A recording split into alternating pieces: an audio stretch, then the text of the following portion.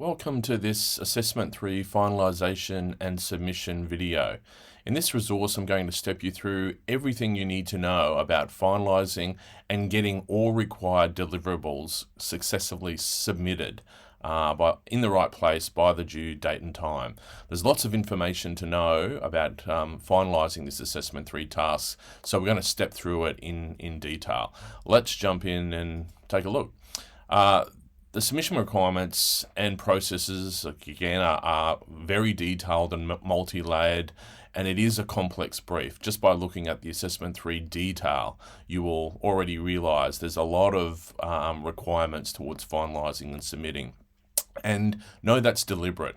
We actually want you to experience working to a complex brief. The reality is out in the real world, in the industry, you will always be working towards complex briefs. There'll be things you must ensure are part of what is delivered. There will be particular requirements about how it's delivered.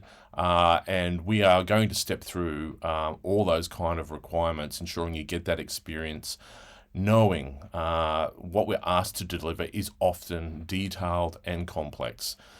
So this video, again, will step you through everything you need to know, and the associated resource, the PDF of the PowerPoint I'm moving through, will be a critical resource for you to use to ensure you're meeting that complex brief. The other really important resource, of course, is that Assessment 3 details page on the About Assessments module. So you can actually see a link to it there. If I click on it, just by way of reminding everybody what it looks like and where it is, this is the Assessment 3 overview. And you've been working with this information and towards fulfilling a lot of the requirements about planning your production, about achieving your filming activities successfully. Again, it's a very detailed brief. We're now at this stage of the semester really concerned about how we're looking to deliver the project. And of course, this document becomes a key resource to come back to in concert with the PDF we'll be working through in this presentation. Between the two of them, you should really have a sense of everything, how it should be delivered and in what way. Okay, so just to remind you about those two, knowing it is complex and there's a lot of boxes to tick, this is all going to be assessed via that criteria within the assessment CRA, meeting the task requirement. If there is one or more aspects of achieving this complex brief that isn't met by your group, invariably it will have to be represented in the meets task requirement CRA criteria. So again, know it's deliberate, know it's about giving you a very particular experience, preparing you for working with complex briefs out in the real world. Good news is, again, you've got all the detail you need, both in that details, Assessment 3 details page and this PDF presentation and video resource. There are some critical reminders about the key due dates for Assessment 3. There are a number of online deliverables, and you can see they're all due by 11:59 p.m. on Monday the 29th of May. That is the Monday of week 13. Now I'm going to just flag, of course, that is the official due date for these elements of the assessment, but the assessment is actually eligible for the automatic 48-hour extension, which basically that means is all of these online elements must be delivered by the latest on 11:59 p.m. on the Wednesday, right? But there's no escaping. We have an official due date as required, listed on the Canvas site. But with the 48-hour extension, it really means the final deadline is by end of day on Wednesday. Right, and why that's important to know is the following day, the Thursday, the 1st of June, we'll all join together in an assessment screening. We'll all get together in Z9120 to look at the 3 productions made within the unit. So basically that means if groups are engaging and using that extra 48 hours, it's up there before end of day on the Wednesday, immediately before us getting together the following day. All right, so just be really clear, I'll be reminding everybody about this little bit of extra time and actually some of the activities you may be looking to facilitate in that extra 48 hours if indeed you're production group is using it. So it's really important to know and have noted these due dates. Make sure they're in your diaries or your calendars now. It's just knowing, particularly with the that final deadline, with the extra 48 hours, if anything comes in after 11:59 on the Wednesday night, after that strike of 11:59, we as academic staff members actually can't mark it, right? So it becomes really critical to know where and how your deadlines can be achieved, knowing in fact you'll need to build in some contingencies, and again we'll talk about that in a little bit of detail shortly. Just no approved extension. We cannot look at any of the material after 11:59 on the Wednesday evening. If there's going to be any problems, of course, come and talk to me in advance about that. There's no point trying to contact me at 11:50 on that Wednesday night, knowing now you haven't kind of designed your workflow in a way to achieve it. But sort of part of what you're doing over the final couple of weeks of the semester is ensuring you understand the workflow of your project, have built in enough contingencies so there won't be any last minute crises. All right, but indeed, come to talk to me about your plan in our remaining teaching and learning activities. All right, here's a bit of a snapshot of everything that needs to be delivered and gives you the detail of when and how it's delivered. This is an important, again, resource in itself. There's a copy of this under the Assessment 3 resources in the About Assessments module on the Canvas site. This is one place where you can find a copy of it, though, within this presentation. And you can see, basically, there is the delivery of a version of your film, ultimately uploaded to either Vimeo or YouTube, that it's there, it's set to a public setting. You'll then supply a backup copy, submit a master video file copy of your film to a OneDrive folder.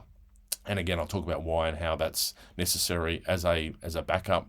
And then subsequent to putting those elements on those online platforms, then it's a case of just submitting 4 pieces of post-project documentation. And you can see them there: a Vimeo/YouTube form, copyright clearance form, final revised version of your risk plan, and a peer review form. All those elements are due to be officially delivered by 11:59 on Monday, the 29th of May. But of course, with that extra 48 hours, it can be 11:59 on Wednesday of that week 13. Then the final element is actually submitted in person at the assessment screen. You can see it down the bottom there. It's actually a production folder. Now, what should be flowing into that production folder through pre-production, production, and now intensely in post-production are all the associated paperwork generated throughout the process of making your film.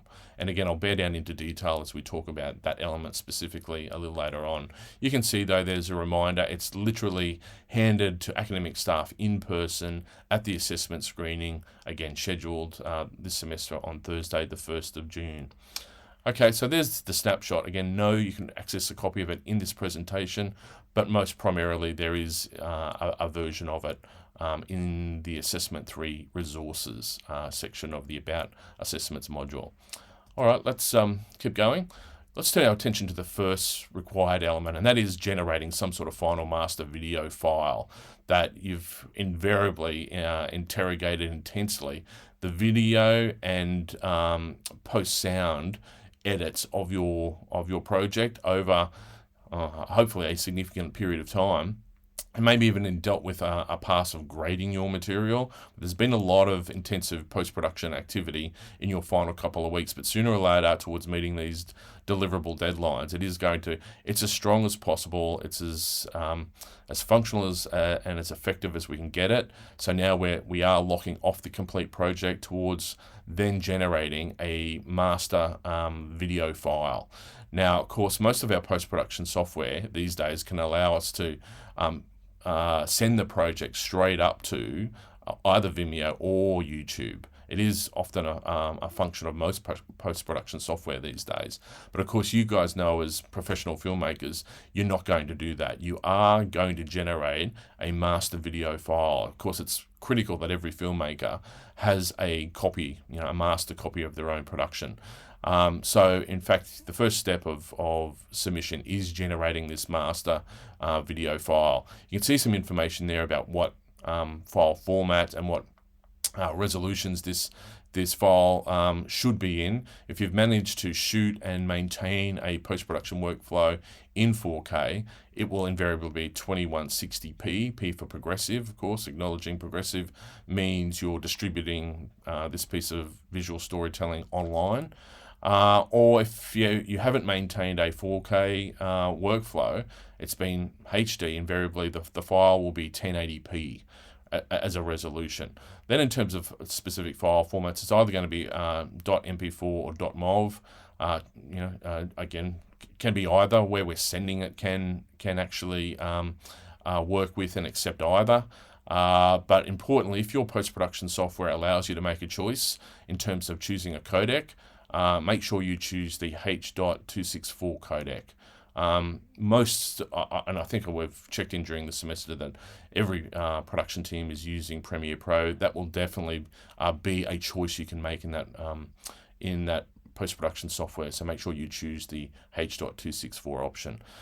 All right, very specifically, and this is particularly important for editors looking to, again, finalize and output a master copy, that this file, master video file, must be experienced in a very particular way, and you can see it listed here at the bottom. What we must experience is, when we hit play at the start of that video file, is a second of black, right? And black, no visual material, and of course mute means there's no audio, no oral material either. So it's just a second of black in mute.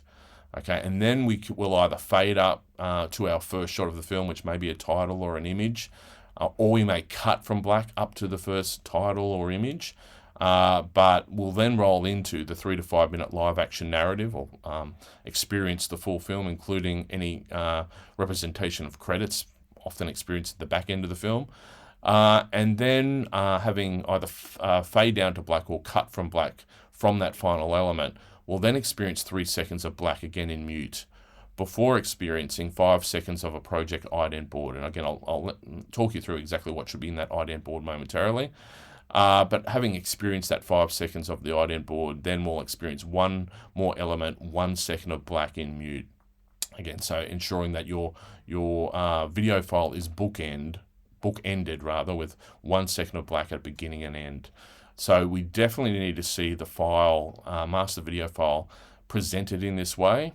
And if you're not quite sure about how to achieve this in your particular editing software, we'll have the opportunity in the last couple of weeks of editing tutorials to show you that. But again, editors, please note this must be the form of your presented final master video file. And because you'll be taking this file and then using it to upload it to Vimeo or YouTube, indeed, this is what we'll be experiencing when we click on the URL, ultimately on either YouTube or Vimeo. All right, so very particular, again, delivery requirements, part of acknowledging the complex nature of the brief, a very particular expression of what we will experience with your master video file. All right, next, here's the information that must be in your project ident board. You can see there, obviously, we need the unit code, including the title, the semester 1, 2023 for us this semester, of course. Here's a representation of who's made it, your group number. Then indicate your project's title. Every project, of course, will have thought long and hard about establishing an effective title for your production. We'll get it in your ident board. Then what we need to experience is an indication of the crew roles, particularly. So with up to 8 or 9 members of your production group, we'll need to know what personnel served in what particular roles. Now, it might be that individually people undertook only individual roles, or maybe within your production group people shared roles in some way. You are, though, going to need to indicate in this project ident board who did what on your production, all right? And then finally, you'll give us a sense of the duration. Now, you can see there on the slide a representation of durations, acknowledging the first set of numbers are hours, followed by minutes, followed by seconds, followed by the final set of numbers on the right are frames, right? And here's an indication of this final film ended up being exactly 5 minutes. Right, again, keeping in mind durations only refer to the project itself. So we know we've got a second before the film. That is not included in an expression of duration. The duration starts the moment we start to fade up and experience that first image coming out of black. And it might again be a fade up or it might be a cut, but the first moment we begin to experience the first image of the film, whether it's a title or whether it's an image, is the start of the duration. And of course, equally, the duration finishes at the end of the film. The last image or credit roll, it may be. And again, if you're doing something like here we are in the age of Marvel, that there's a credit roll and then there's a final image, or moment of storytelling, right? It's just what encompasses the duration is the project itself, right? Fade up or cut, fade down or fade or cut to black, that is the duration you're looking to express. Now, of course, once we're out of that project, we still have 3 seconds of black and then 5 seconds of ident board and 1 second of black following the end of the film. They are not part of the duration. Again, durations only refer to the project itself. Okay, so just try to contain all that information into one slide. We don't want, or rarely will you have an ident board that presents so much information. It's traveling across multiple frames, right? So just look to contain it all into one frame. It'll sit on screen for 5 seconds, and then we're down to that 1 more second of black muted. All right, details. Again, make sure you achieve this very specific requirement. Now, once you are looking to generate this outputted version of your final video file, again, choosing MP4 or MOV. But once you generate it and output it to probably your desktop, then of course what we need to engage with is this very particular process of quality control. And of course, quality control means now we've got this video file, we have to spend up to 5 minutes sitting and watching it. Be really concerned actually that every one of these technical processes can create some sort of technical glitch, what we often refer to as technical gremlins. And indeed, it's going to happen to a group sometime, somewhere. Just assume it's yours, which means you've got to bring very particular attention to making these checks as you complete these series of steps in the technical process. And this is the first one. You now have your outputted video file. Sit and watch it. All right, and by sitting and watching it, does it look and sound like what you'd expect it to sound like, without any glitches in vision and audio? All right, and if you experience that, guess what? It's back to the software and output another version. Again, it could just be that there was just a glitch in the output process, and that just by outputting it again, that error is fixed. All right, but there's no escaping what you end up submitting to YouTube or Vimeo, and then what we find as a backup copy of your film is what we have to grade. So that just means you need to be 100% sure collectively as a group what you present is what you're happy to be graded on, which means do your quality control. Okay, so once let's say you've done that, you've outputted it, you've watched it, fantastic, there it is, it's there perfectly as we hoped it would be. Then you're going to need to apply a very particular file naming convention to, in fact, both this and all subsequent deliverables. But this is the first one. You're going to give this master video file a very particular file name. You can see it represented there, KPB122 SEM1 2023. Gives then your group designation, 1A, 1B, or 1C, and then the production title. And again, I've got an example there, the Furry Angel. That should be the file name that we experience of this master video file. Make sure you understand it. This is again a very particular requirement of the brief, and this is often something out in industry. You will be asked to deliver these deliverables identified in a very particular way, and here is the one in this unit. All right, so once you've got the master video file and you've named it correctly, then you're going to need to go through the process of uploading it either to Vimeo or YouTube. Now you can either upload it to either. If really the choice is there, because Vimeo at a basic level, if you've just got a basic account, maxes out in terms of you can only upload up to 500 megabytes per week, right? And again, knowing that some of you may well be have generated a master copy of your film, having moved it through a 4K workflow with a much more significant file size, Vimeo may not be an option, right, relative to the file size of your final master film. So in which case you're probably taking it to YouTube. We know, and we sort of asked you to deliver before to YouTube. Really, Vimeo is there to ensure if you've got the appropriate file size, or it may be that you paid for a slightly more deeper membership to Vimeo that allows you to upload more than 500 megabytes per week. But in any case, the idea of looking to experience distributing your material on multiple platforms, again, it's something we're conscious of and we want you to do. But if your file size can't be accommodated by Vimeo, of course, you're taking it to YouTube. All right, and most of you by now will have distributed material on either of these platforms before. Of course, it's important to know there are a couple of more tutorials that are particularly focused on post-production.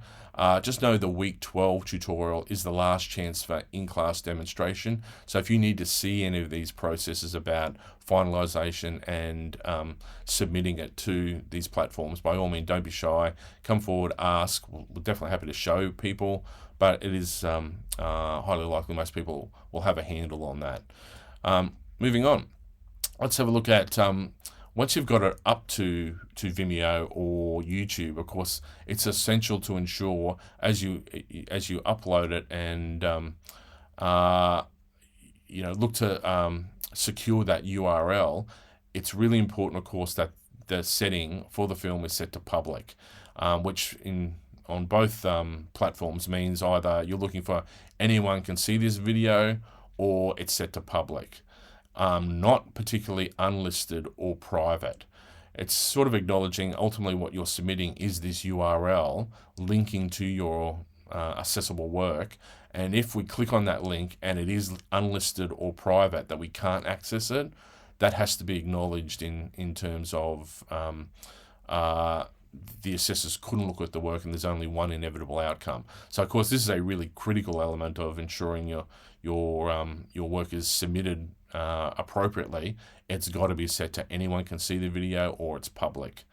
All right, so once your film is successfully uploaded and processed, again, now's the time to extend that next level of technical control. It may have worked perfectly as a master as you output it out of the software to your desktop, but now you've uploaded it, and in fact that upload process, again, relative to what's happening on the site, that things could have gone wrong. So that means now we're watching the film up on YouTube or Vimeo in its entirety for the full 5 or there plus minutes, ensuring it's there and can be experienced in the way you expect it to be. And of course, again, if there's some sort of technical issue, the audio drops out for a moment, or there's a bit of a glitch in the vision, of course, you just look to re-upload. Okay, but again, it's going to require you to specifically do this technical checks. And now we're dealing with a third party away from the university platform. So indeed, anything and all sorts of things can be going on these platforms, requiring you then to watch what you have put up and ensure it's there in the way you expect. Keeping in mind, again, we can only grade what we find at the end of that YouTube or Vimeo link. So just be happy that's what you're expecting to be assessed on. Of course, once you've done that technical check, you now have your Vimeo or YouTube URL. Note it. You're going to put that URL on a very particular piece of post-project documentation that we're going to talk through in a moment. All right, so got our master video copy, and we've got it now up on our distribution platform.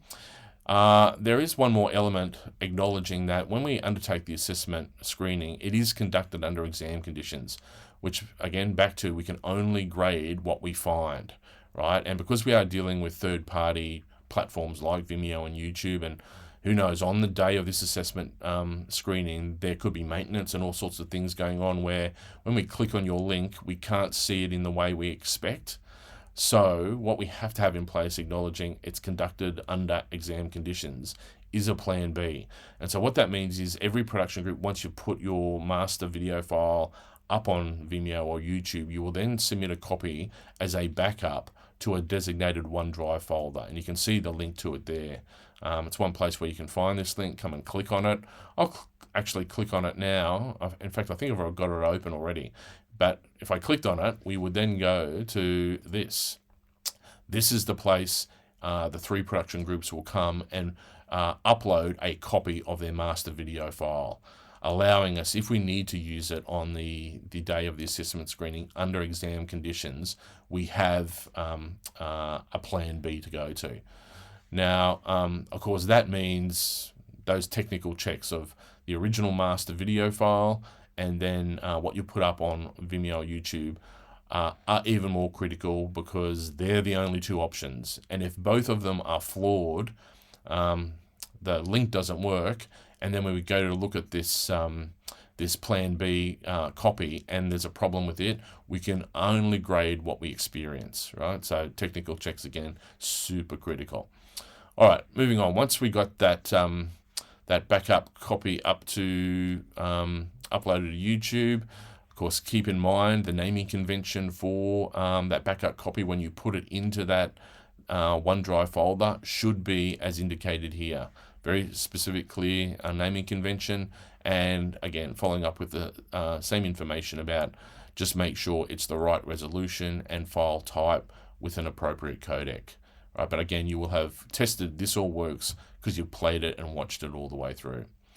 Okay, next, let's turn our attention with those 2 elements just, that are about accessing and being able to watch your finished product under our belt. Let's now turn our attention to these 4 post-project documents that are a part of the deliverables as well. All right, so essentially what they're made up of is a Vimeo YouTube form, and on that form, amongst of other bunch of other information, will be the working link, the URL, Vimeo or YouTube URL to the playable check version of your film. Again, we'll look at these documents specifically one by one in a moment, but then the other 3 elements are a copyright clearance form, final revised risk plan form, and a peer review form. Again, these 4 post-project documents are the other deliverables required online. Okay, so let's look specifically at them in detail. So this form, again, requires all groups to supply that working URL. And also ask for some basic descriptive information, which will be useful if for some reason somebody sometime needs to come back and find this this film in the processes of finalising and moderating marks post the assessment screening. So again, I'll talk you through what this detail will be. You'll find a copy of this template that you'll need to use in the Assessment 3 Resources section, again in the About Assessments module. I'll show you what it looks like momentarily. And it's just basically going to ask you to review the exemplar information and then enter your version of it down in a particular part of the form. It asks actually for the opportunity, if you've got links, so you've used some sort of social media platform to document or say something about the project at any stage. It actually gives you the opportunity to supply some links to that. May or may not be applicable to your project. It also begs, is there a customized thumbnail that you want to present representing your project? And again, research indicates not up to 90% of all successful videos have custom thumbnails. So it'll give you the opportunity to think about presenting a thumbnail, and of course, more interesting thumbnails equals more views. Once we've generated, we'll look to achieve a very particular naming convention. But let's just right now have a look at this document. Here it is, and I'll just make it a little bit larger. We'll look at it from the top down. So you can basically see here's where we present our URL to the playable and check version of the film. We indicate the title of the film, the unit and semester it was created in. You can see that you basically copy and paste that down. You'll provide a brief synopsis to the project, an indication of the unit that the work was created in. Now here again, it's going to ask for an indication of cast and crew. So start at least with an indication again of your group number, and then you may list individuals or groups who served in particular roles, and also suggest just add any indications of cast. So that would be listing the character name followed by the actor or on-screen talent who served the production in that role. So give us as much detail around cast and crew in this document. It also asks you to supply some search words, some obvious ones like QUT, the unit code, what it is, a short narrative film. But you might want to also indicate things like, particular aspects of the story, emotional effects, or the genre it works in. Anything that's a keyword that may help find it if necessary. All right, and again, there's some reminders there about the links and the thumbnail. And essentially, you are just going to fill this out for your project's own details. There's the opportunity to put any links or the thumbnail. Now, again, if you're attaching a thumbnail, that again, it's the visual representation of your project, either on Vimeo or YouTube. It means keep this document as a Word document. Once you've filled it out and attached those elements, just save it as a Word document. Don't save it as a PDF, because that will make the thumbnails inaccessible, right? So just save it as Word, and that will then be prepared, ready for you guys to submit. So that's pretty easy first document, but of course the key one is making sure that Vimeo and YouTube URL works. Again, both in this unit and other units, we do strike somehow, some way, someone just added another letter or number or something to that URL, and suddenly it doesn't take us to the film. Now, of course, that is disaster under exam conditions, right? So being very clear what you're submitted when you submit this leads us to the playable version of your film. Okay, back to our presentation, and again, once you've saved this as a Word document, again, if you're not including a PDF, a thumbnail, it's okay to save it as a PDF, obviously. But once you've saved the completed document, then you apply again the naming convention. A very particular part of the complex brief. These files have to be named in a very particular way, and you can see there KPB, the unit code rather. Let me go back. The semester, the year, your group number, and then what this form is, Vimeo, YouTube form. All right. Again, you're just going to save that to your desktop, and it'll be, again, the first element prepared to submit, knowing you're going to submit all these 4 post-project documents together. All right. So just saving it to your desktop.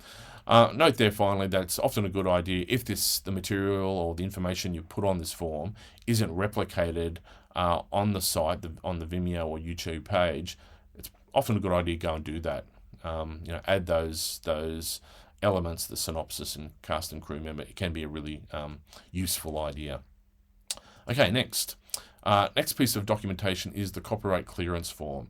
Now, essentially, its function is to grant QT permission to upload or, in fact, link to this work on the learning management system, in this case, Canvas, as examples of previous student work. And hopefully, again, you've found really useful that deep collection of previous student work.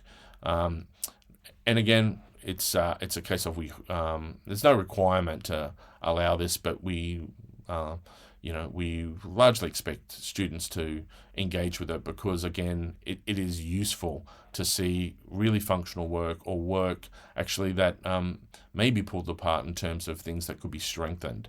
So this form really just is about granting future unit coordinators access to your film as a teaching and learning resource.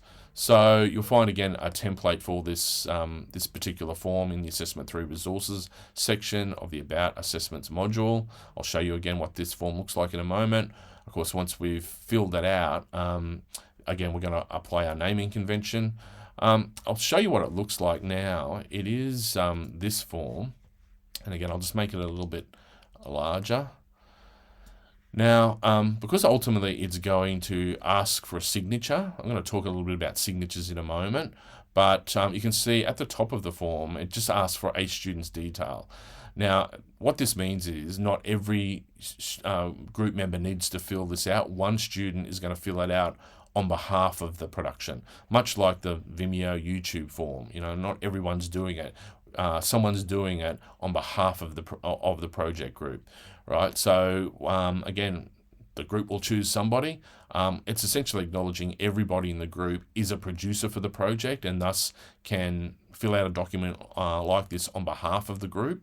And what that person will indicate is their student number, their name, an address, and then we'll start to fill out some information. But I'm just going to note here, if you're going to put a name here, and let's just say, Fred Blogs is filling this out, I would just suggest indicating here on behalf of group, let's just say 1A. Okay, and again, with a student number above it and this person indicated, this is indicating the fact that this person is signing as a producer on behalf of all other producers of the project, the entire group. All right, so put your particular address, again, indicate your name, the unit code, and again, unit code and title, which means KPB122 Screen Crafts Narratives. Now, there is a section here if the person filling this out is under the age of 18, again, acknowledging legally that then requires the information and signature of a parent or guardian. It's highly likely under our circumstances everyone is over 18 probably and can fill this out. Then, of course, read it. This is a legal document, right? So again, you always want to read what you're signing up to. And sooner or later, you're going to click the box here that you certify that you are, if you are over the age of 18, and that you hereby grant the license of use. Again, read it. Just acknowledge it's about just making access a copy or a link to this production on future unit Canvas sites. All right, and then finally that person will supply a signature and a date they fill it out. Again, to be really clear, again, one person does this on behalf of the production group. I've had previous groups supply 8 or 9 of these documents. Again, one person on behalf of the group. Then back to our presentation here, acknowledging this document, like all others, must have a very particular file naming convention.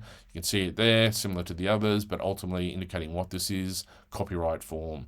Again, save this as a PDF to your desktop, because again, you'll be submitting it shortly.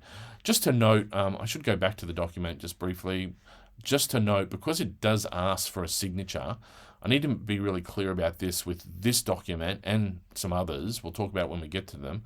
Because it's asking for a signature and this is a soft document, it's not like you can just grab a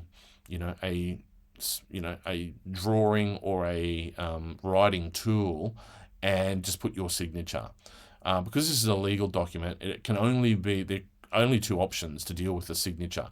Either you've got to print it out, and again, you might fill out all the information by typing all the information here, but then when we get to supplying the signature and the date, you might print it out and then write your physical signature on the document.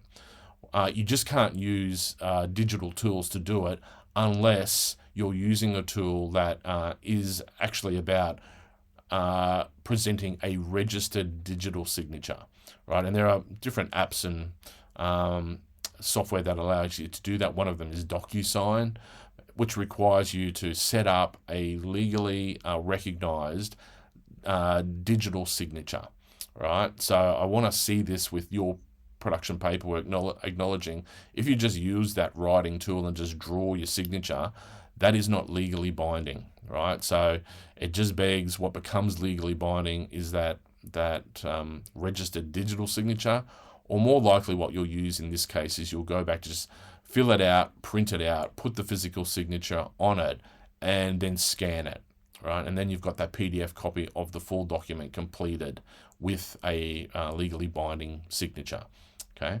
I'll remind you about this requirement when we deal with another document that requires signatures.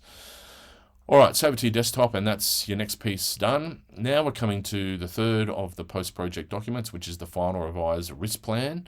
Now, again, you've been dealing with this risk plan in all phases during your pre-production intensely. During your shoot, you will have been using it to note any changes to the plan you devised in pre-production. And again, we've talked about that leading into your shooting window. At this stage in post-production, we're coming back to deal with this document one last time to formalize those changes and to add one other element to the document. So we'll talk about what these are. Firstly, the post-project comments, right, is a really critical section. I'll talk about that last actually, because it's that section requires a group conversation.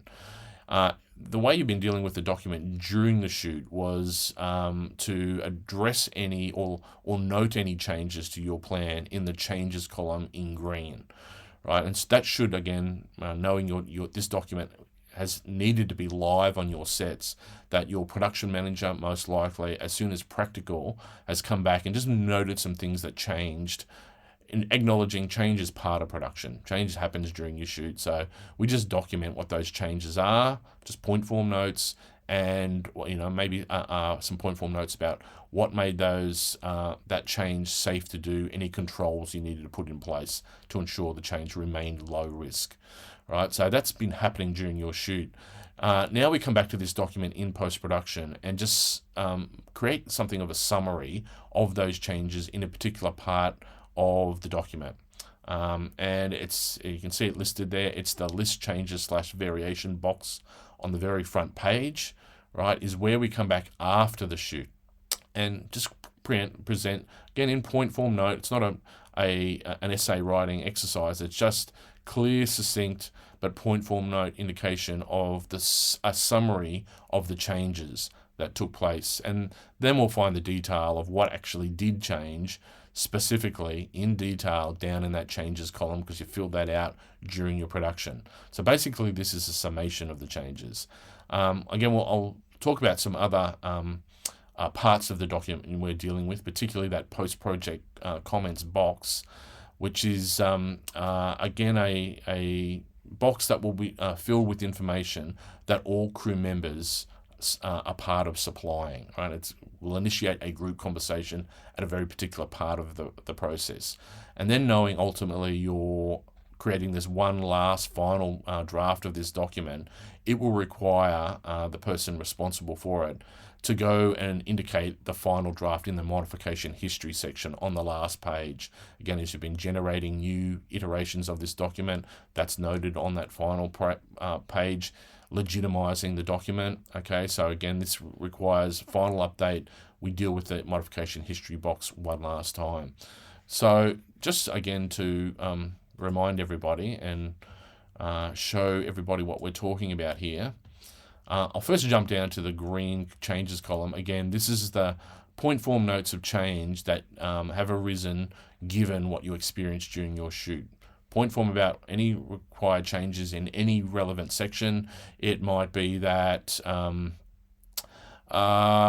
have a look, that a new volunteer that you didn't know was going to be a participant at some stage emerged during the shoot. So actually making a point form note in that box that this new person was required to come to set or be on set for a period of time. Thus, they were required to be added to the the volunteers and visitors form.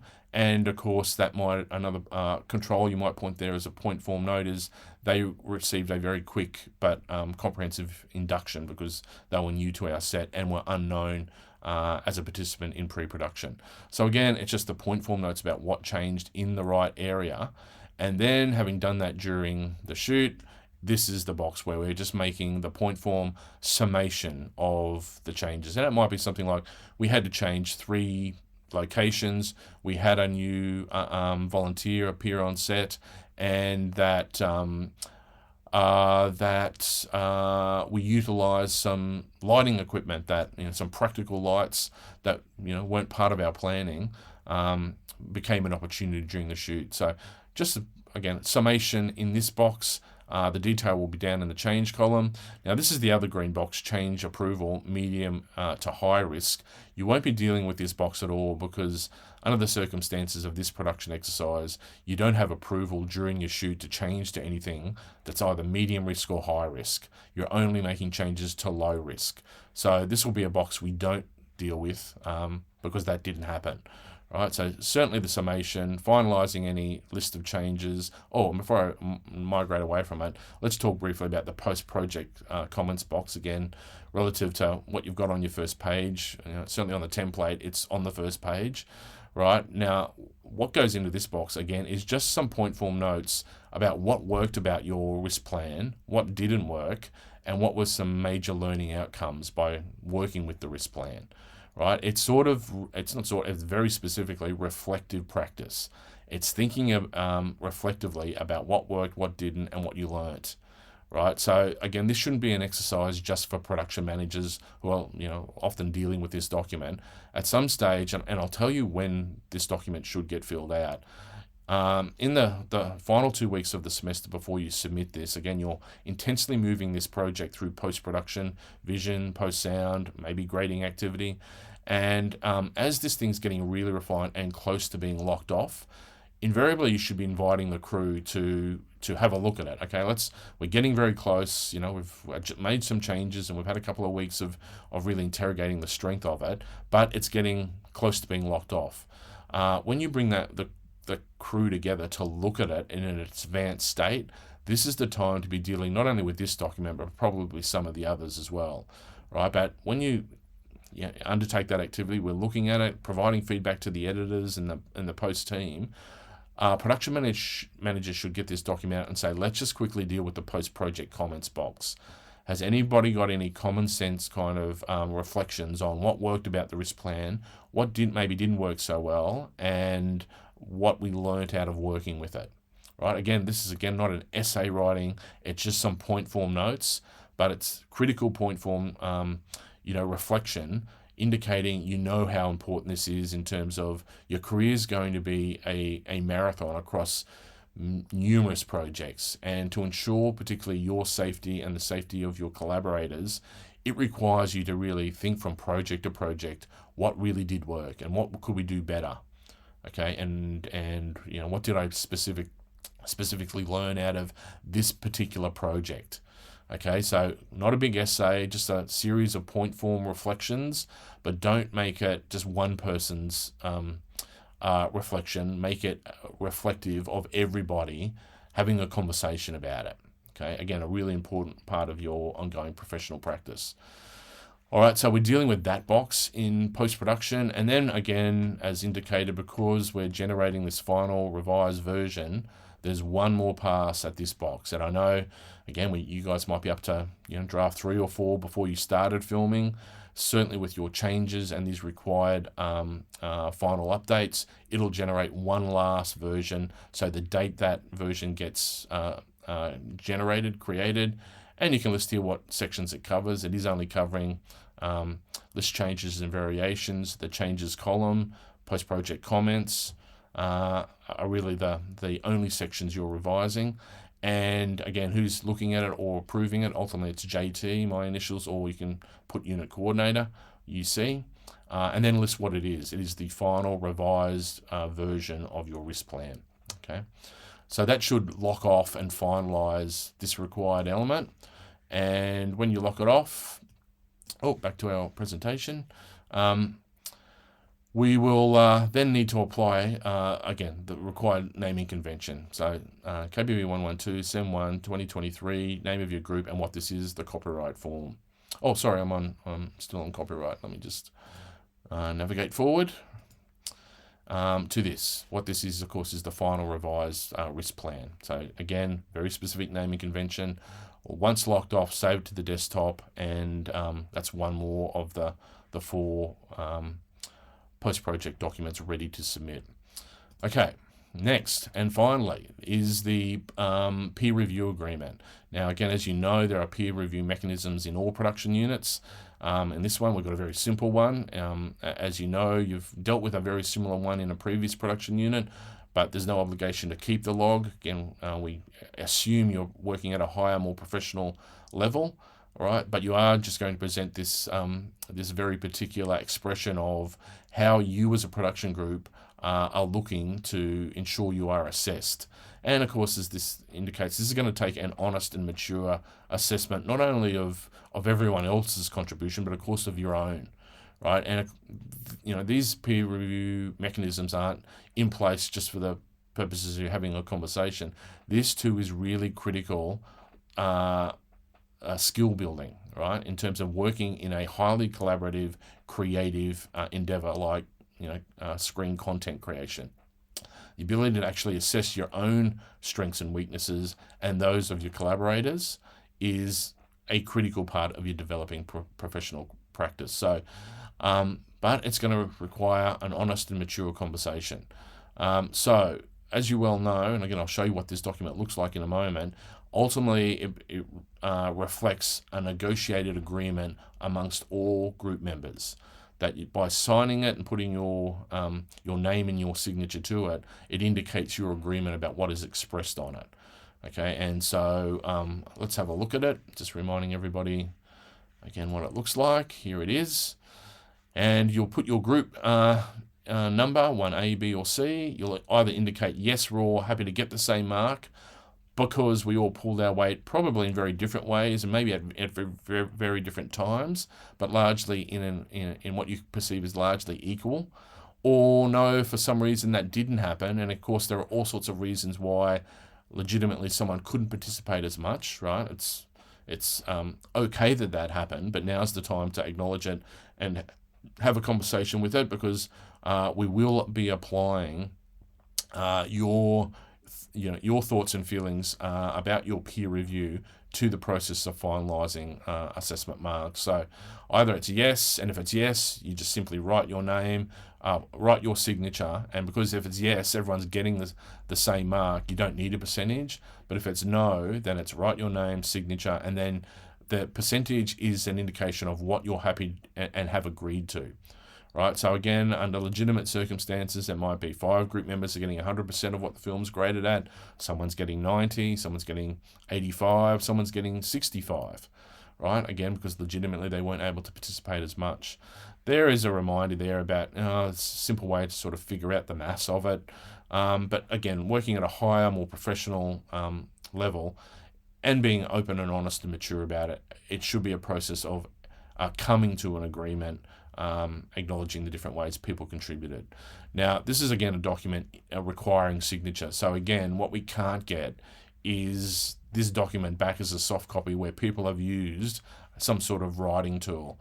And again, I could go up here and find one and try to write my name here, but as a digital tool, again, it's not legally binding, right? So it probably means at one of those advanced edit, review of the developing edit, that someone's printed this out, you're going to have the conversation while everybody's there, you're going to fill it out, and then it's going to be ready to submit, right? A physical signature, or again, if everybody has managed to sign up to something like DocuSign and formalize a legally binding digital signature, that too is okay.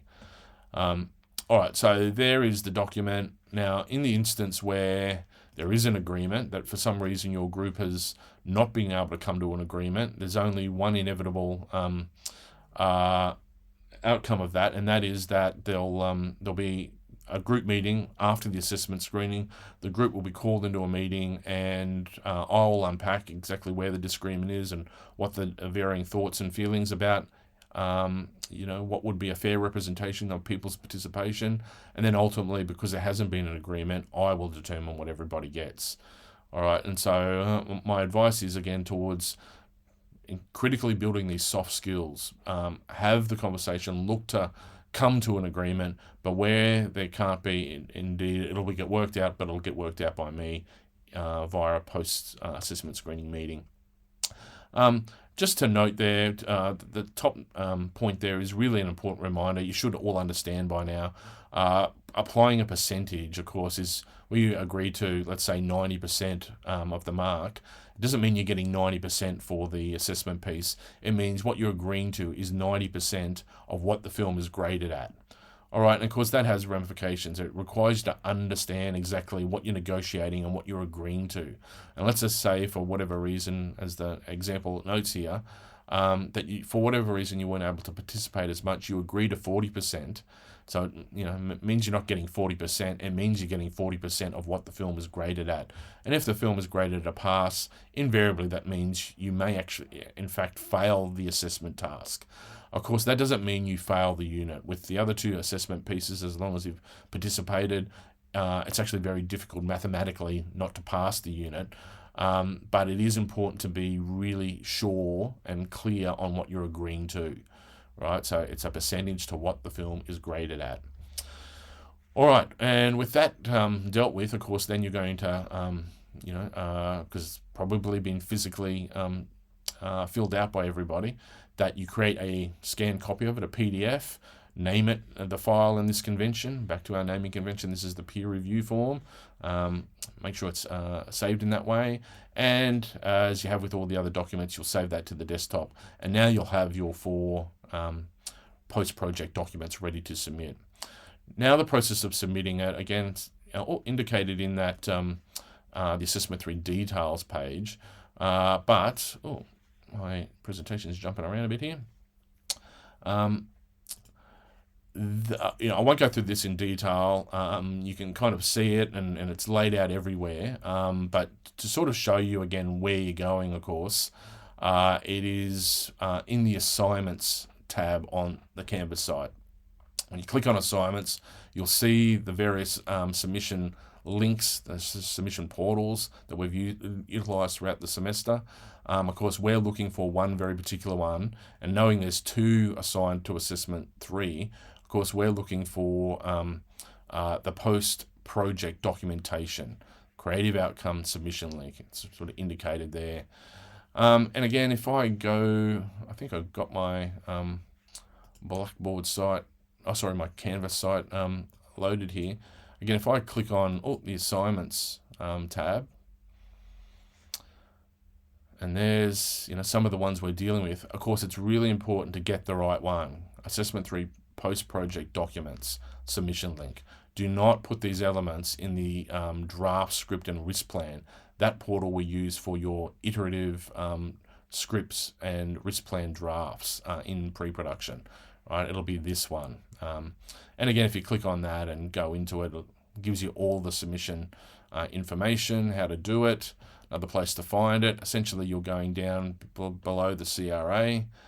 And note this is only one person is doing it on behalf of the production group. So again, one person is submitting, not everybody submits it. And basically you're coming to this section. You can drag those 4 documents in here, or you can click on the choose a file to upload, and that will then give you the ability to find those 4 documents and attach them. All right, and then you go to next, and it's going to ask you to verify these are legitimate documents that represent your work, etc., etc. But keep in mind the step-by-step processes here. Essentially, once you make that agreement to the tools, user and license agreement, etc., etc., you click submit assignment, and those 4 post-project documents get submitted. Okay, and that's again pretty straightforward and clear, utilizing the assignment and a submission link similar to what you've been using throughout the semester. Again, the presentation lists all elements there. Another place to find this if you want to clarify it before you do it or as you do it. But having done that, now we've got our film up on Vimeo and YouTube. We've submitted our backup master video file to the designated OneDrive file. We've submitted our 4 documents. Then there's only one other deliverable required to deal with, and it's the one you deal with in person at the assessment screening. So essentially what happens on that Thursday as you arrive at the assessment screening, I'll ask production managers to deliver their production folder. Now what should be in that folder, again, to unpack it, should be everything that sort of got generated along the way. Certainly it will contain what we call chain of title paperwork. They're all the required permissions, the location agreements, the standard release forms from your on-screen talent, your volunteers and visitors form, a copy of your risk plan document, any copyright permissions like music or stock footage or things other intellectual property you may be looking to include in your film, but you need to document and record permission to use it because it's somebody else's intellectual property. They're all elements of what we call chain of title paperwork.